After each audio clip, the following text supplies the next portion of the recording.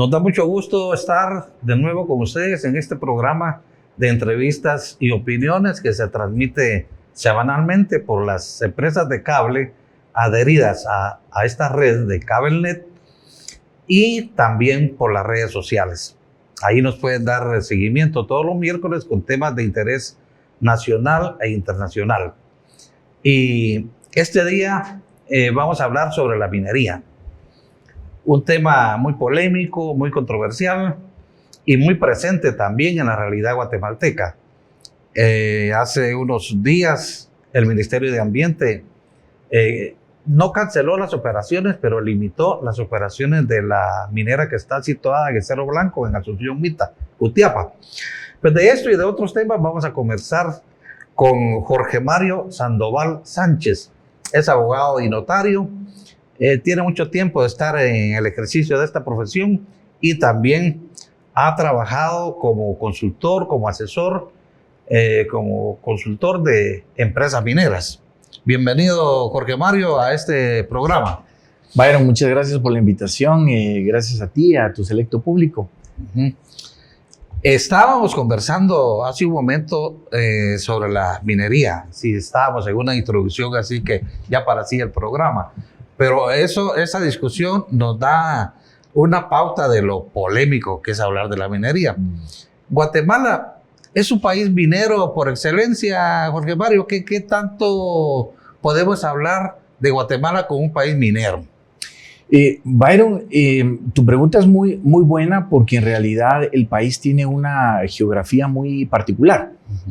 De hecho, si tú observas un mapa en relieve, el mapa en relieve de guatemalteco, observamos bien cómo se encuentra marcada la costa sur, muy bien definida, y también cómo empieza la cadena montañosa. Nuestros volcanes y montañas pues muy bien definidos. Desde Izabal, digámoslo así, ¿verdad?, hasta Tehuantepec en México, se encuentra muy marcado ese fenómeno geográfico. Y esas fallas han hecho que a lo largo de mucho tiempo, digamos a lo largo de la evolución de la Tierra, en este caso de nuestra geografía, muchos minerales se encuentren en esos lugares. De hecho, los minerales se encuentran en fallas geológicas y Guatemala pues tiene muchas de esas fallas. La cuenca del río Cuilco, Polochic, Chixoy, todas esas fallas, digamos, generan en cierta medida algunos recursos naturales no renovables, que es el caso de Guatemala, que falta mucho explorar, eso sí es cierto. Sí, porque estabas hablando en el occidente de la mina de Montana, por ejemplo. Sí, San Marcos. Que ya en San Marcos, y estábamos viendo también por el lado del oriente la mina de níquel. Oriente se encuentra en Izabal. El proyecto que se denomina Cerro Blanco. En Izabal se encuentra níquel, en el área de occidente se encontró oro, en el área de Santa Rosa hay plata. Entonces sí hay minerales muy marcados. ¿Y cuáles son los minerales más importantes que puede decirse pues que existen en Guatemala? Porque en Izabal estamos hablando de níquel, en San Marcos estamos hablando de oro, e inclusive algunas veces se ha hecho sin probarlo que posiblemente Guatemala tenga uranio. Bueno, tenemos jade. Sí, que casi lo saquearon todo sin pagar impuestos ni nada aquí por la Sierra de las Minas. ¿De qué minerales estamos hablando que en Guatemala existen? Bueno, en realidad, Byron, lo que ha ocurrido es que los minerales principales vienen asociados con otros minerales. Por ejemplo, el oro viene asociado mucho con la plata. Digamos, el níquel viene asociado con el hierro. ¿Donde hay oro hay plata? Sí, definitivamente es una amalgama que la naturaleza ha ido creando y por lo tanto van minerales asociados. De momento, digamos, el país ha determinado que sí tiene una lista importante de minerales. No llegamos hasta esos niveles de uranio aún, ni de tierras raras, hay que explorar más. ¿Ni de litio, por ejemplo? Aún no. Aún no. Tenemos que determinar, y el litio que se convierte en un mineral estratégico ahora, ¿verdad, Byron? Y en consecuencia le tenemos que hacerlo, pero sí tenemos níquel. Y el níquel ahora sí va asociado con un mineral estratégico por la mezcla de las nuevas energías que se vienen, que son las energías alternas, como las baterías, por ejemplo, Y en cierta medida el níquel va a tener cierta importancia en esa línea. O sea, el país sí tiene riqueza en el tema de recursos naturales y debemos de explorar aún más. Y son cantidades muy fuertes porque en la mina de San Marcos, por ejemplo, estamos hablando de, bueno, la minera esta de Izabocán cerró ya operaciones, ¿verdad? Sí, sí, Montana y la mina Marlin. Exactamente, pero estamos hablando, ahí tengo el dato yo de que al principio, cuando se estableció la mina, se habían previsto la explotación de 1.400.000 onzas de oro. O sea que estamos hablando de esto en términos comerciales, es una cantidad voluminosa que podrías estar a la par del presupuesto general de gastos de la nación, saber por cuántos años. Sí, en realidad, Byron, ese dato aún se quedó corto porque luego se encontraron unos niveles de riqueza aún mayor. Sí. En realidad, yo te diría que la industria bien regulada, de hecho en su momento, 3 proyectos que estaban operando, en este caso operaba níquel, voy a hablar de metales para no, digamos, mencionar empresas, pero cuando se estaba extrayendo níquel, plata y oro en estas regiones, te estoy hablando más o menos entre el año 2011 al 2014, estas 3 empresas, estos 3 recursos naturales se posicionaron en el bloque de los primeros 5 productos relacionados con el Producto Interno Bruto del país. O sea, eso fue importante para la economía del país en ese momento y en consecuencia, digamos, hace pensar que si el país tiene una regulación adecuada, bien normado, digamos, todo el escenario de la extracción de recursos naturales, podría ser una alternativa económica al país. Sí. Lo único es que son minerales estratégicos, generan mucha riqueza, pero la mayor parte de esa riqueza se va para afuera, porque Chile es famoso por la explotación del cobre, pero aún Pinochet, con la dictadura de Pinochet y con el impulso que tuvo la economía bajo parámetros muy diferentes, digamos pues a una economía pues de mercado que prevaleció mucho en ese tiempo, pero a pesar de todo, Pinochet dijo, no, el cobre es chileno, lo explota el Estado. Es correcto. Entonces, en Guatemala es cierto que la minería representa una gran riqueza. Estamos hablando en este caso de la San Marcos. En un momento se extrajeron 69 toneladas de oro. Pero el 1% es lo que le dejan al Estado.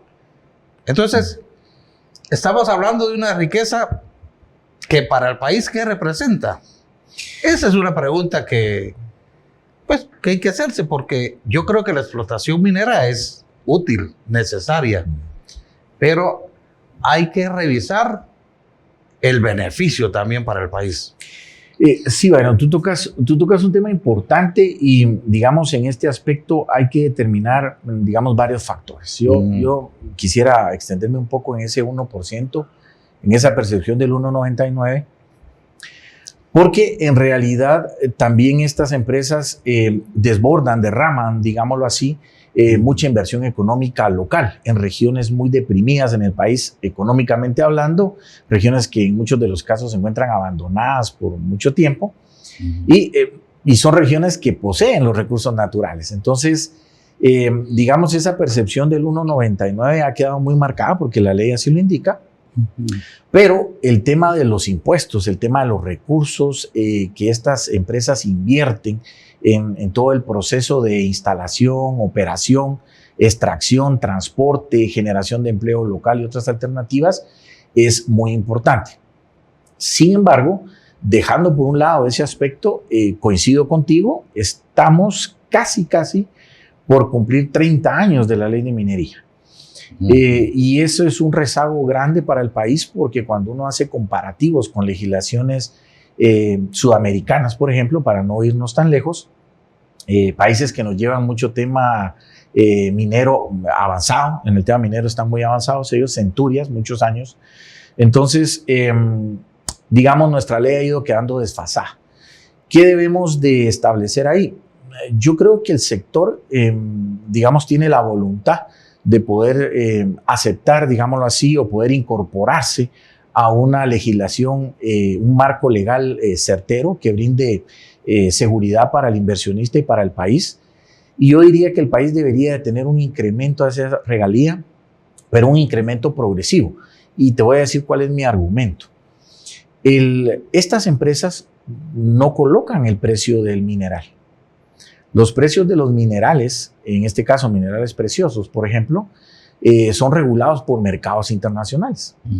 Esos mercados internacionales están sujetos a, por ejemplo, conflictos armados mundiales, situaciones económicas importantes.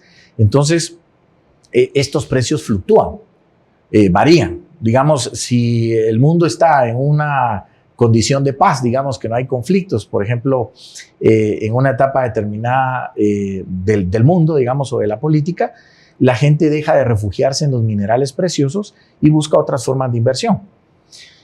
Por lo tanto, los precios de los minerales bajan. A este punto voy que el tema de la regalía debe manejarse de esa manera, progresiva.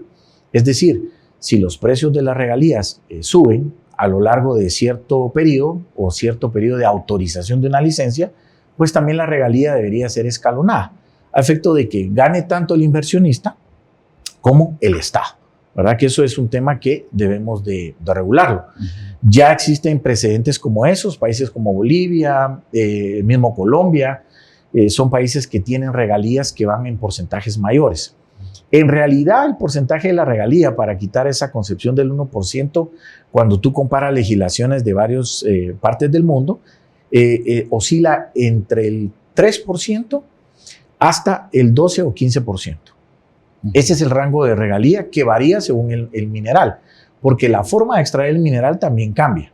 Es decir, los procesos de extracción son diferentes, utilizan otros insumos, otras plantas, y en consecuencia debe de asumirse ciertos costos. Yo creo que es un tema que hay que analizarlo a profundidad, a efecto de que no solamente el Estado tenga un buen ingreso por ser anfitrión de un proyecto minero, sino que también deje la alternativa para que el país sea atractivo para la inversión.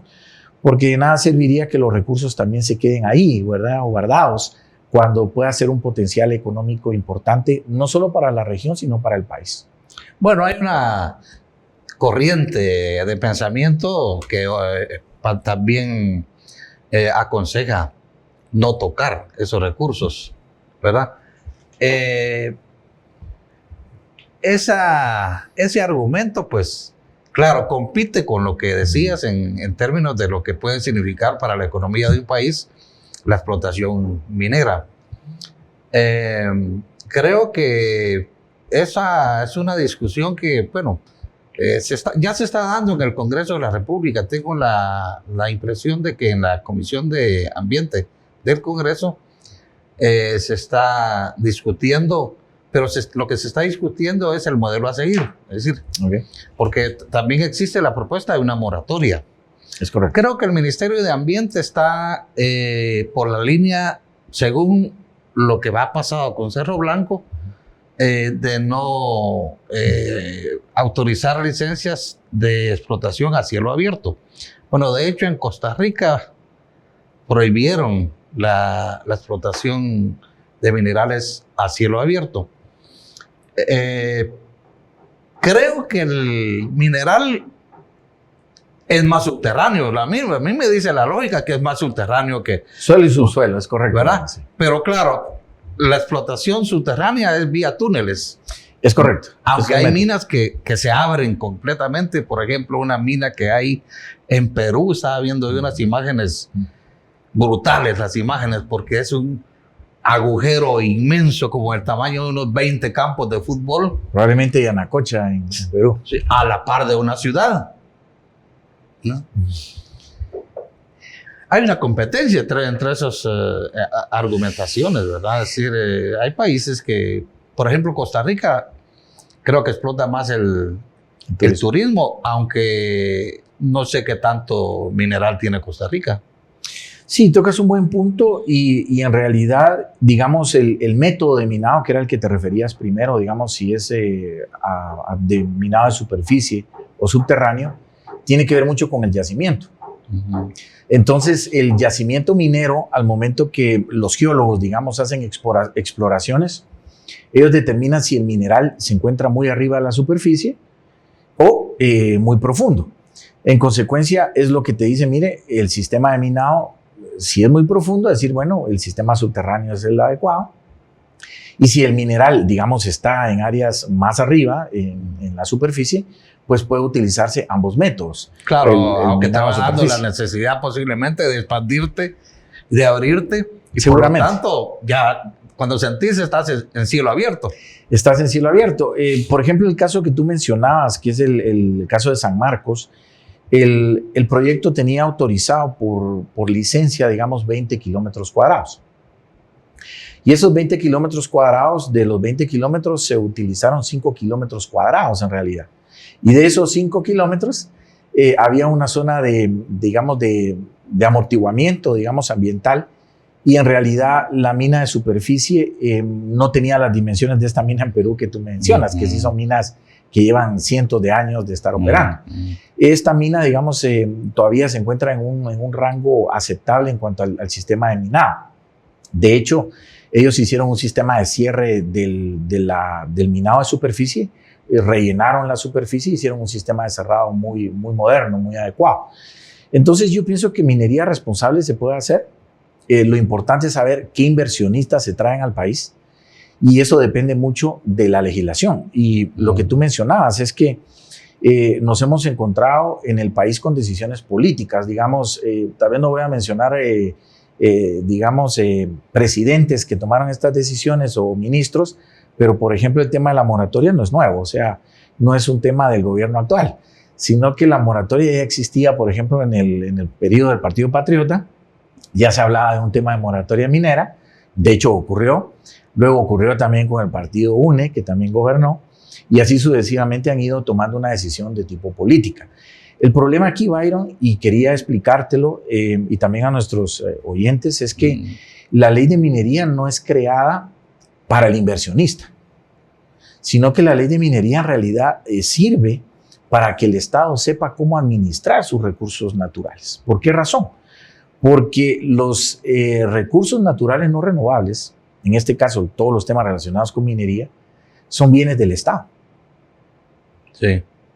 Y al ser bienes del Estado, lo que permite tener una buena legislación es que el mismo Estado tenga capacidad de decir cómo y a quién poder extender alguna licencia, algún derecho para extraer ese recurso. Es decir, la decisión más adecuada en este asunto no es una decisión de moratoria, porque es como que la salida más fácil, ¿verdad? Van a decir, miren, no vamos a resolver porque esto genera conflictividad. Además tiene un carácter temporal. Es temporal, genera desgaste para nosotros, entonces no vamos a resolver. Entonces ha sido como que la salida más fácil. Pero la mejor salida para el país, haciendo el contexto que te decía, que es el Estado quien necesita una normativa clara con respecto a la disposición de sus recursos, es sentarse y trabajar en una ley que se encuentre a la vanguardia de la minería, una ley que sea certera no solo para el país, para el inversionista, y que también permita generar algunas posibilidades de ingreso al país. El país puede tener varios digamos, polos de desarrollo, si se quiere llamar así. La minería podría ser uno de ellos, el turismo también. Es decir, tenemos esa posibilidad. ¿Y qué países pueden servir de alguna manera como modelo de la explotación minera, protegiendo el ambiente, protegiendo la salud, protegiendo el agua? Es decir, ¿hay algún país donde se diga la minería es todo positiva? Sí, mira, yo me quedo mucho en América porque en realidad si nos vamos a países europeos o digamos canadienses, sabemos los estándares que ellos han manejado y digamos la forma en que otorgan ellos sus recursos naturales. Pero en el caso de América, países como Colombia son países que han regulado muy bien el tema de sus recursos naturales, ¿verdad? Ellos tienen una amalgama, digamos, de recursos. Ellos tienen gas natural, tienen minería, tienen petróleo, es decir, son países muy ricos en el tema de sus recursos naturales y en consecuencia han sabido normar, regular de manera adecuada su legislación Y van de la mano, digamos, el tema minero debe ir de la mano con el desarrollo de la actividad extractiva, el respeto al medio ambiente y la posibilidad de generar un desarrollo sostenible para las comunidades. Esos tres elementos son claves, deben estar en una legislación bien determinados, bien definidos, a efecto de que permita generar ese sentir que las cosas se están haciendo bien. Porque probablemente los recursos puedan llegar, es decir, pago de impuestos, aumentemos las regalías, por decirte algo, pero cómo esos recursos deben de llegar a las comunidades anfitrionas, cómo esos recursos pueden llegar a las regiones. Por ejemplo, en el caso de San Marcos, si esta mina tuvo más o menos un periodo de 15 años de trabajo de extractivo minero, si esos ingresos de ese proyecto se hubiesen invertido directamente en San Marcos o en la región, digamos, anfitriona, que fueron los municipios de San Miguel, Iztahuacán y Zipacapa, definitivamente el desarrollo que hubiese sido percibido por las comunidades hubiese sido diferente. Pero lo que sucedió en este caso es que todos esos recursos, Byron, llegaron al presupuesto común. Llegaron, digamos, a un fondo común que se diluyó, porque nunca se reinvirtieron esos ingresos en la región anfitriona. Bueno, tengo entendido que la ganancia de la explotación en San Marcos también estaba dividida en un porcentaje para el gobierno y un porcentaje para la municipalidad.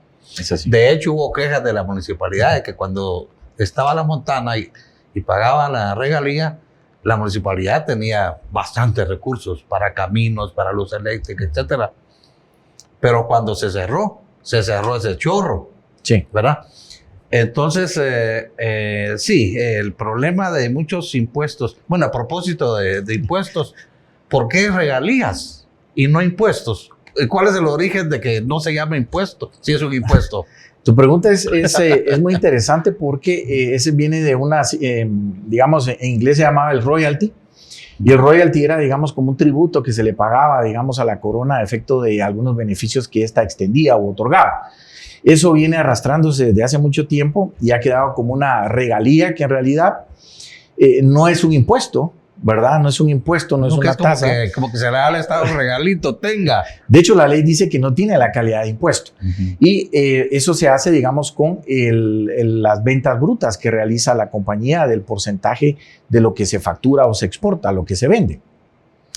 Ese royalty o la regalía, como se le conoce normalmente, sigue existiendo en otros países. Y tu pregunta es importante porque, digamos, ¿será que es factible orientarlo a un impuesto específico para la minería? Y digamos, evolucionemos y cambiemos el concepto de regalía. Puede ser, esa puede ser una alternativa. Y la otra, el otro aspecto es, y al que yo me quería dirigir, digamos, en el tema económico, que es el que estamos tocando ahorita, es la posibilidad de crear un fondo minero. Porque en realidad lo que podría ocurrir con la industria minera, Byron, es que, digamos, todo ese flujo económico en ese lapso tan corto, digamos, en plazos, ¿verdad? 12, 15 o 20 años, según lo que dure el proyecto, porque el recurso termina, ¿verdad? Una vez se extrae, como tú decías, pues se concluye, se cierra el proyecto. Y entonces esos 15 o 20 años deben de ser aprovechados por el Estado, me refiero, en el sentido de saber, digamos, todo el flujo de impuestos que esto va a generar en ese ínterin, saber cuántas regalías se van a obtener, obviamente haciendo un incremento racional, digamos, de las regalías, y todo ese dinero, toda esa inversión pueda generarse un fondo que permita ser orientado a temas muy específicos como salud, educación, infraestructura. Creo que esa puede ser una alternativa. Bueno, yo creo que ese fondo debería servir para la política ambiental del país. Por ejemplo, para plantas de tratamiento, que los alcaldes se quejan de que mucha inversión para las plantas de tratamiento y la Corte de Constitucionalidad que nos retrocede con cada resolución inconstitucional que toma, acaba de decir que los alcaldes no están obligados a poner plantas de tratamiento en los municipios. Así nos tiene la Corte de Constitucionalidad. Tal vez algún fondo sirva para que cancelar la Corte de Constitucionalidad también, que no sirve. Bueno, vamos a regresar en un momento. Estamos conversando con Jorge Mario Sandoval Sánchez, quien es un abogado y notario y es un experto. Estamos hablando sobre el tema de la minería. Regresamos en un momento.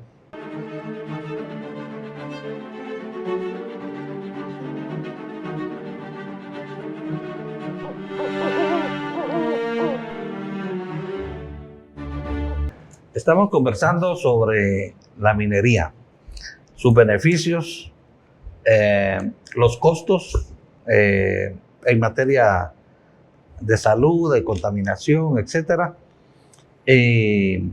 Estamos aquí teniendo una conversación con Jorge Mario Sandoval, quien pues domina esta temática, es un tema de mucha actualidad. Y ahora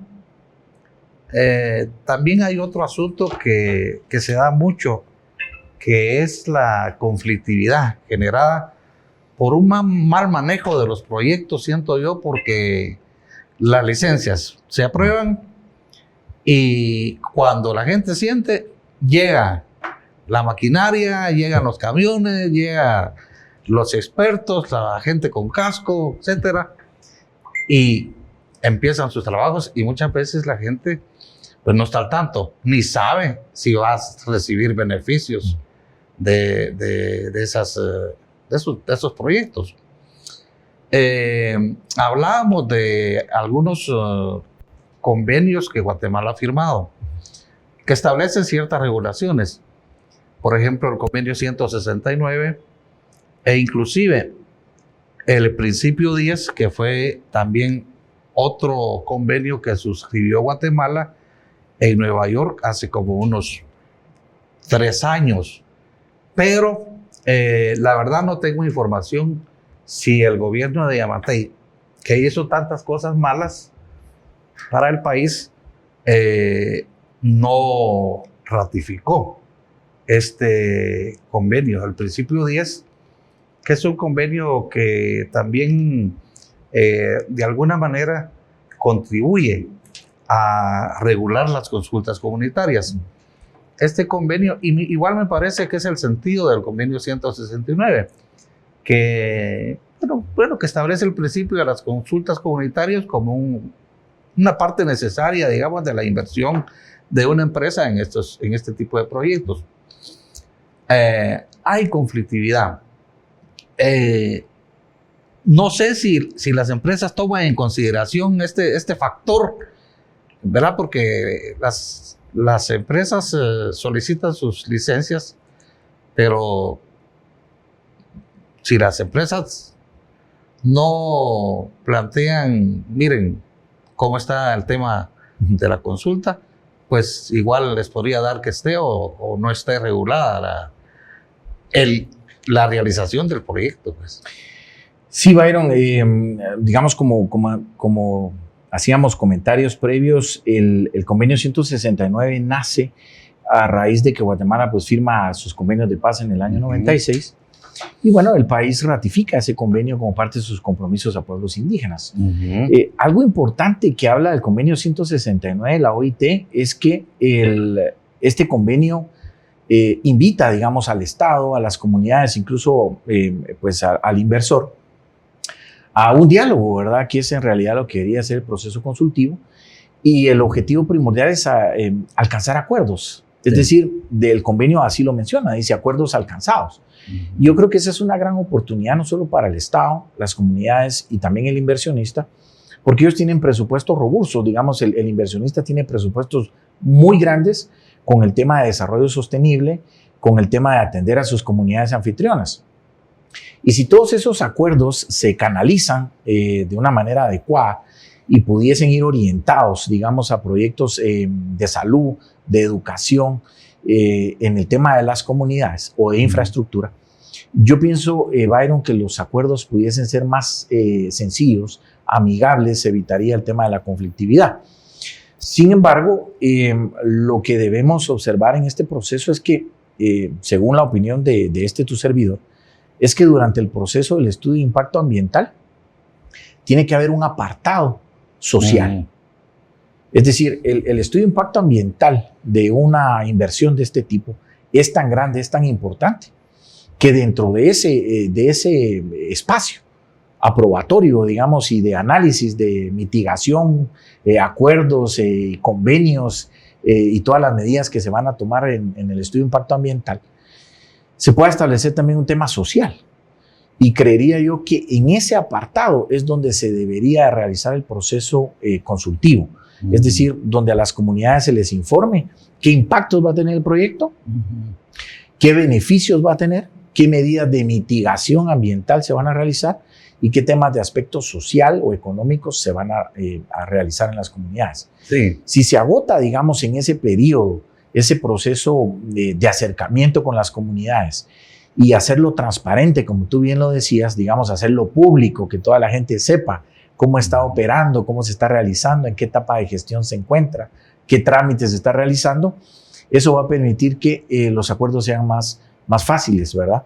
Y no se espere, digamos, todo el proceso de solicitud de una licencia de explotación, aprobación de un estudio de impacto ambiental y luego terminar con un proceso consultivo, que es donde encuentra, digamos, muchos proyectos una traba, digamos, en esa línea. Entonces, creo que se debe reestructurar el proceso y hacerlo en esa etapa que te mencionaba. Sí, el problema está en que los estudios de impacto ambiental, ¿hasta qué punto incluyen ese tipo de previsiones? Porque curiosamente yo veo que todos los estudios de impacto ambiental pues son aprobados, son autorizados, ¿verdad? Como que es una cuestión de trámite nada más, pero no hay una previsión de futuro ni de presente respecto pues de los beneficios que pueden percibir las comunidades de no solo de los proyectos mineros, sino de otro tipo de proyectos, porque por ejemplo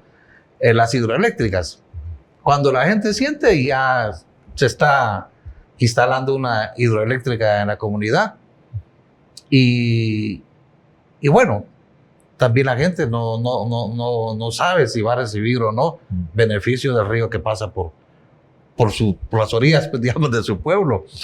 Entonces, eso de los estudios de impacto ambiental es muy relativo, en el sentido pues de que no se sabe que realmente los estudios de impacto ambiental tengan algún tipo de regulación. Yo creo que es la legislación la trazada, ¿verdad? Creo que, como decías hace un rato, hace falta una ley más completa, más integral. Y creo que en eso debería trabajar el Congreso de la República. No solo explorando la vía, digamos, de una moratoria, suspendiendo temporalmente las licencias o suspendiendo las licencias de explotación a cielo abierto, sino que una ley más completa, más integral, que sirva para toda la explotación de proyectos mineros, hidroeléctricos y otro tipo de megaproyectos, que hay mucha regulación en convenios internacionales, pero que no se aplican en Guatemala. Sí, totalmente de acuerdo, Byron. Y básicamente, si observamos, digamos, la necesidad de una nueva normativa, la normativa debería de tener algunos elementos esenciales.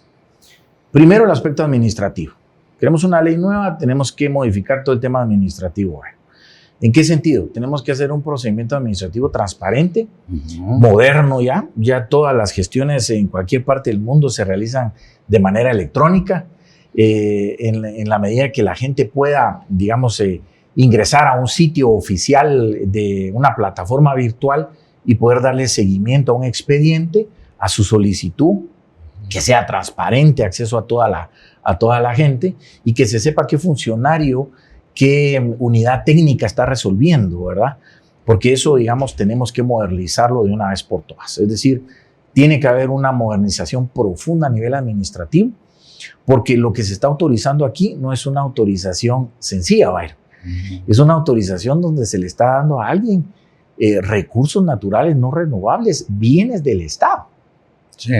En consecuencia, todo ese proceso administrativo debe estar muy bien normado y ser muy transparente, ¿verdad? Evitar, digamos, cualquier suspicacia, conjetura o alguna duda, digamos, en la transparencia del proceso. Eso es en principio. El segundo tema que debe ser regulado definitivamente en una normativa es el tema económico. Definitivamente la ley minera actual, como tú bien decías, ha quedado desfasada en cierta medida y debe de hacerse un comparativo con otras legislaciones, un comparativo serio, adecuarlo a la realidad nacional, ¿verdad? Ver los temas de costos nacionales, el tema de la infraestructura nacional, los riesgos que tiene un inversionista para el país y poder establecer, digamos, un estándar que, digamos, a la población, al Estado, deje la sensación de que se está invirtiendo de una mejor manera el resultado de la venta, la extracción de ese recurso natural guatemalteco. Estableciendo incluso ahí mismo lo que se llama regalías. Definitivamente, ¿verdad? Definitivamente, sí. Para sí. que no haya más improvisación en que un gobierno aplique tal o cual. Las reglas claras, que también al inversionista le conviene porque le da certeza jurídica y al Estado aún más porque, digamos, lo que mencionábamos, digamos, si se sabe que un proyecto va a durar 15 años, tú puedes saber que todo ese dinero que va a ingresar, digamos, por el tema de impuestos y regalías, puede tener una dirección concreta a efecto de ser utilizado en temas muy puntuales que requiere el país, ¿verdad? Sí, porque para, digamos, consecuencias beneficiosas para el país hasta ahora, bueno, parece ser que la experiencia de la minera San Rafael no ha sido tan negativa. Ahí no, bueno, al principio sí hubo mucha conflictividad, hubo incluso creo que un par de muertos ahí en enfrentamientos con el ejército y la policía, y hace algunos años cuando se estableció esa minera de San Rafael, el Escobal creo que se llama.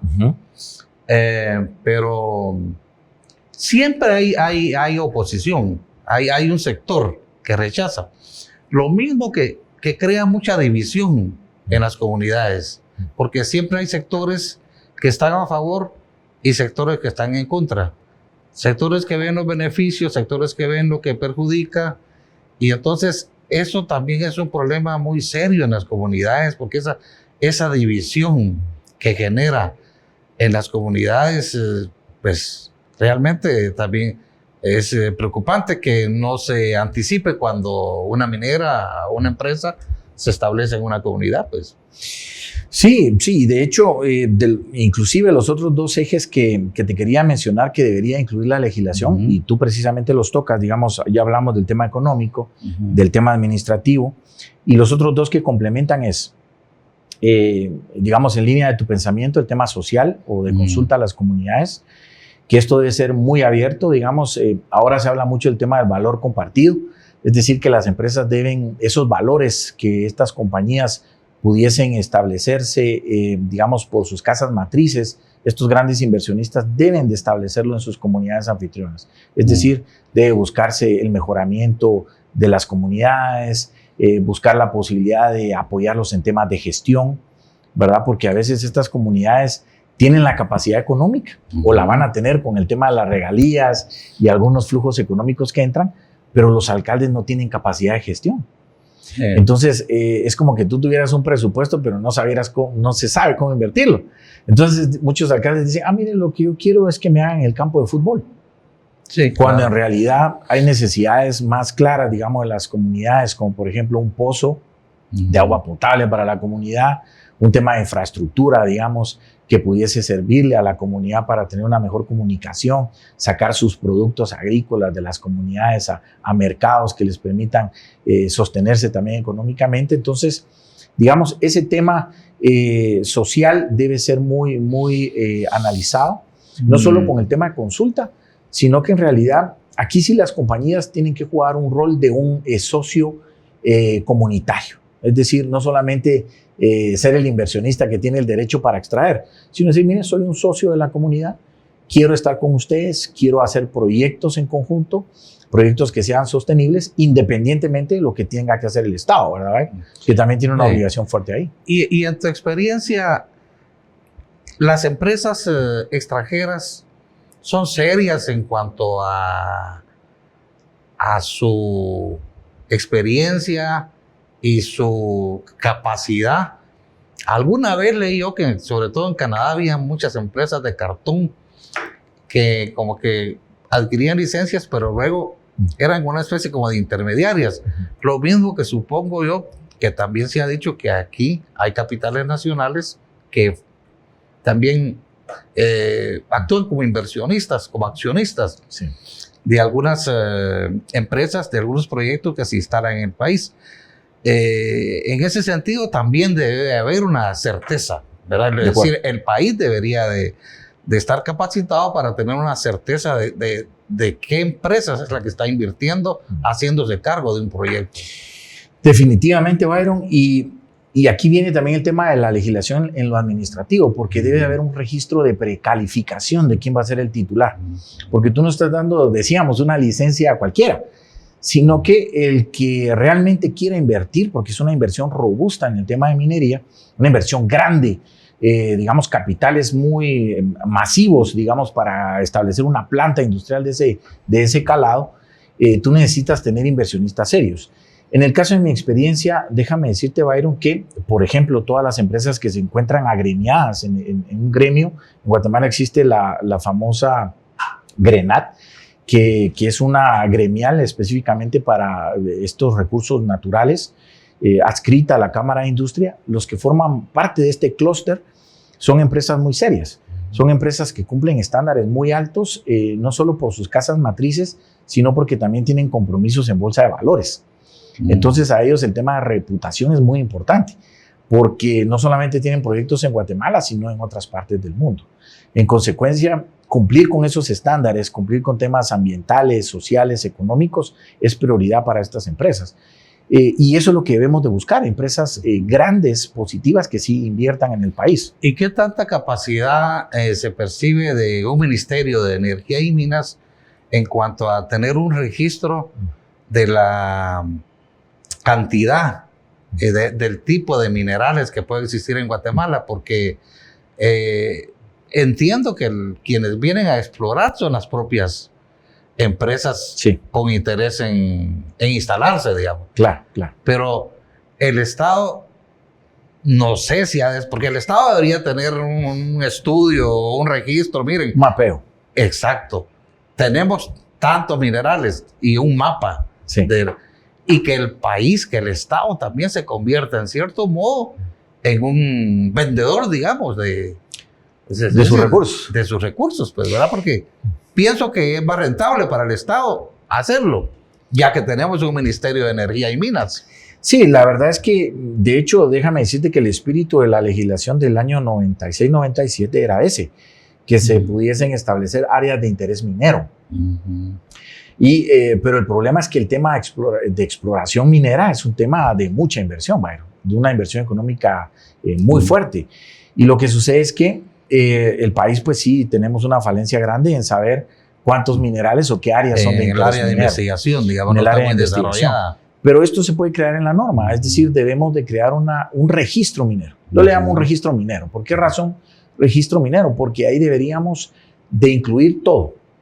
El mapeo, áreas que no son de interés minero, áreas que son protegidas, es decir, totalmente descartadas, y otras áreas que sí representan algún interés específico. Y eso se puede hacer con convocatoria para exploración, es decir, el Estado puede tener esa capacidad de convocar a explorar, saber qué es lo que se tiene en el país, saber cómo gestionarlo y saber cómo entregarlo, es decir, cómo entregar una licencia, cómo entregar un derecho minero. Pero como tú decías, solo teniendo una norma, digamos, específica, actualizada, de vanguardia, nos va a permitir finalmente poder y también, quién sabe si el Estado tiene la capacidad, en este caso la SAT, que yo lo dudo mucho, tenga la capacidad de tener un control, digamos, una supervisión, para la aplicación de los impuestos, porque ¿cómo controla el Estado qué tanto las regalías va a recibir? ¿O está sujeta a la discrecionalidad de la empresa, nada más? Sí, el punto que tocas es un punto muy, muy específico y en este tema sí quisiera mencionar que obviamente la SAT pudiese tener un rol importantísimo, bueno, y te digo por qué. Porque actualmente se utiliza un tema de una declaración jurada del exportador, del inversionista. Y esa declaración jurada se compara, digamos, con las facturas de exportación. Sin embargo, digamos, el ministerio aún necesita ciertas capacidades que le permita fiscalizar realmente qué es lo que se exporta, qué cantidades, en qué condiciones se realiza. En este caso, SAT pudiese jugar un papel importante, digamos, en todo el proceso de fiscalización. De hecho, pudiesen tener incluso facultades para ir hasta el área de la refinería, en el sentido de saber, miren, cuánto salió del territorio nacional y cuánto se refinó del mineral. Ni controlan cuánto se exporta. Y eso es lo que tenemos que digamos, garantizarlo. Y otro detalle, Byron, que te quería mencionar es que el país, en esta legislación de vanguardia, tenemos que darle un valor agregado al recurso nuestro. Y el valor agregado es que el mineral se logre transformar en el país. O sea, en pocas palabras, que no se extraiga del país, digamos, suelo, ¿verdad? Como se pueda pensar, sino que en realidad del país podamos tener un producto relativamente refinado, ¿verdad? Que permita un mejor monitoreo de qué es lo que se exporta. Entonces, se puede realizar. Y obviamente esto genera mejor inversión en el país, genera mejores alternativas y mejores controles. Pero en la medida que no sepamos con exactitud, digamos, las cantidades que se exportan, que no tengamos entes de control como SAT, que pudiese tener un rol importante en este proceso, digamos, tenemos una falencia grande en el país ahí. Pero ¿se puede normar? ¿Se puede regular? Claro que sí. Sí, porque hay muchos rumores. Uno no sabe si son verídicos o no. Pero, por ejemplo, la níquel de Izabal, la empresa esta que está ahí, dicen que son camiones cargados de tierra los que embarcan nada más. O sea, que no procesan ahí, no sacan el níquel ahí, digamos, sino que lo que sacan son las toneladas de tierra, las embarcan y quién sabe para dónde se la llevan y quién sabe qué llevan ahí esas cantidades de tierra. Pero vamos pues a ese tema, ¿no? De la capacidad del Estado de controlar, de fiscalizar. Sí. Para efectos pues del pago de regalías, porque si no, las empresas dan lo que les da la gana. El pago de regalías y saber también cuánto mineral se exporta, ¿verdad, Byron? Entonces, sí, a ese sistema se le llama EMENA. Está autorizado, digamos, por parte de los ministerios ese sistema de minado, pero, digamos, el país pudiese darle un valor agregado y tener una normativa que diga, miren, procesemos el mineral acá. Es decir, no te estoy hablando de refinarlo, porque refinar es otro concepto. No, y para tener certeza de qué es lo que se está explotando, porque se dice níquel, bueno, pero si se lleva el cargamento de tierra, quién sabe si es níquel o es otra cosa. Sí, tenemos que mejorar los procesos de fiscalización. Estoy de acuerdo contigo, los procesos de control y fiscalización deben mejorarse y esa mejora podría ir en la línea del concepto que yo te menciono, es decir, tratar de que el mineral sea más definido, digamos aquí, o sea, qué es lo que se va del país y poderlo, digamos, poder tomar muestras de ese mineral, hacer cotejos no solamente que te permitan localmente o en un laboratorio extranjero decir, bueno, cuánto va ahí en esa barra, digamos, de mineral, sino que también te permita compararlo ya con el refinado, otros métodos de cotejo, es decir, se pueden realizar. Sí, porque en la Montana sí sacaban oro, pues. Sí, el sistema que utilizó... Porque ahí mismo lo procesaban, ahí procesaban la tierra. Sí, lo que se procesaba ahí, Byron, es que había una planta de fundición del mineral y lo que se sacaba era una barra de doré, así se denomina. Es un producto que tiene una denominación internacional. Y el doré, lo que ocurría con el doré, déjame decirte que cada barra tenía un registro. O sea, desde la barra 1 hasta la última que se exportó, tenía un registro. Y de ese registro se tomaban muestreos, es decir, se tomaba un PIN, digámoslo así, de cada barra. Una barra era otorgada al Ministerio de Energía y Minas, otra de esos otros muestreos era para el inversionista, otra era para, digamos, arbitraje, si se quería cotejar, y se mandaban al laboratorio. Y el laboratorio te decía realmente cuánto mineral iba en esa barra. Y eso permite una mejor fiscalización. Igual el control de la exportación, porque llevaba registro de cada barra de doré. Y en alguna ocasión, yo recuerdo, Byron, y por eso te compartí esta experiencia, en alguna ocasión hubo un personero, un funcionario de la SAT, que tenía esas dudas, de decir, miren, pero realmente cuánto va ahí de oro y cuánto va de plata. Sí. Y recuerdo yo que había una refinería, no estoy muy seguro si era en México o en Estados Unidos, y digamos, el personero de SAT fue a la refinería y observó cómo hacen la fundición cómo sacan, digamos, el oro, cómo sacan la plata y cómo el resto de minerales asociados se iba, digamos, a una especie de desecho porque comercialmente no era económicamente factible extraerlo. Entonces ese personero de la SAS ya regresó y dijo, bueno, sí, lo refinan y ya sabemos cuánto va. Entonces son procesos que yo quiero compartirte porque ya son experiencias que se han realizado. Es decir, no es algo que, digamos, no se pueda hacer, sino que sí se puede hacer todo el proceso, sí se puede regular, sí se le puede dar seguimiento. Y esto le daría mayor certeza no solo para el inversionista, que a veces lo acusan, mire, ¿usted cuánto mineral está sacando? Sino también para el Estado, que creo que ahorita como guatemaltecos es lo que debemos ver. Es decir, cuánto de nuestro recurso se extrae, cuánto se exporta y cuánto debemos de obtener por ese recurso. Sí, claro. Así debe ser. Bueno, pues muchas gracias a Jorge Mario Sandoval por haber participado en el programa.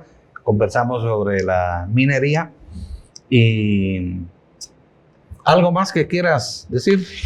Bueno, Byron, en principio, gracias por la entrevista. Este tema sigue siendo un tema de mucha discusión y tal vez yo llamaría al Estado, digamos, a este nuevo gobierno que está iniciando aún su periodo, que pues no nos conformemos como país, me refiero, a tomar una decisión de una simple moratoria, es decir, como que el camino más fácil, decir, bueno, ¿saben qué? No resolvamos. Claro. Sino que al contrario, creo que el país necesita sentarse, sentar a sectores de opinión, sectores académicos, sectores sociales, el mismo Congreso de la República, el mismo sector industrial, ¿verdad? Las comunidades. Es decir, bueno, hagamos una normativa que en realidad le permita al país disponer de sus bienes de una manera adecuada, ¿verdad? Porque los tenemos, son recursos que debemos de aprovecharlos y la única forma que podemos hacerlo es teniendo una normativa adecuada y ya no irnos por el camino fácil, sino realmente asumir esta problemática, si se quiere ver así, y generar una normativa que le permita al país durante los próximos 30 años contar con una legislación de vanguardia, que es lo que el país necesita. Sí, pues vamos a trasladarle el mensaje a la Comisión de Ambiente del Congreso, que está discutiendo este tema de los cambios o una nueva ley sobre la minería. A ver qué es lo que deciden y si convocan a una mesa técnica o cómo impulsan ese proceso. Lo mismo que el Ministerio de Ambiente, que ahora está a cargo de Patricia Orantes, que también está interesada, no lo dudamos, en impulsar una nueva legislación. Creo que el Ministerio de Ambiente es clave en este tema. Así que muchas gracias de nuevo, Jorge Mario. A ustedes muchas gracias. Recuerden que Seguros Rollman está a su disposición. Cualquier consulta sobre seguros y fianzas, el teléfono 2238-7300, para que ustedes hagan ahí sus consultas. Muchas gracias y hasta la próxima semana.